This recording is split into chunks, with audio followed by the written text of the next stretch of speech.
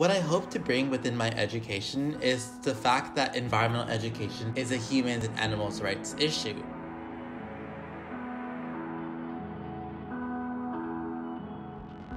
Hi everyone, my name is Isaias Hernandez and I'm an environmental educator and creator of Queer Brown Vegan. When I was in college and I learned about the injustices that were coming from the industrial agriculture industry and witnessing the slaughter of animals and also the abuse of undocumented farm workers, made me really realize that I need to do something about the way I eat. And so veganism really presented an intersectional lens for me to understand that a lot of these industries are interconnected in the oppression of humans and non-human animals.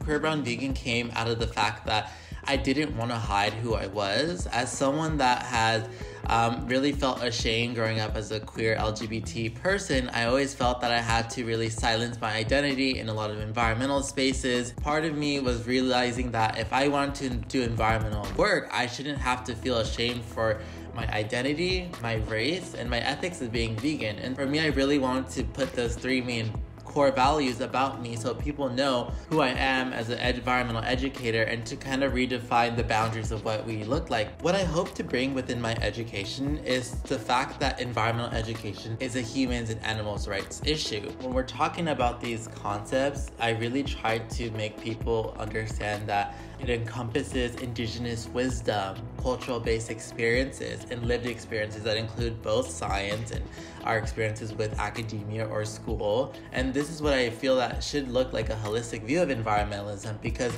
when we deem one culture as less than because they're not scientific enough, how do we really define what science is? And so for me, I wanted to really make sure that we place also emphasis and importance of many of these Black, Indigenous people of color that have coexisted on this planet and have developed a lot of regenerative practices that are still doing it today, but yet still face so many threats by colonial and imperialism.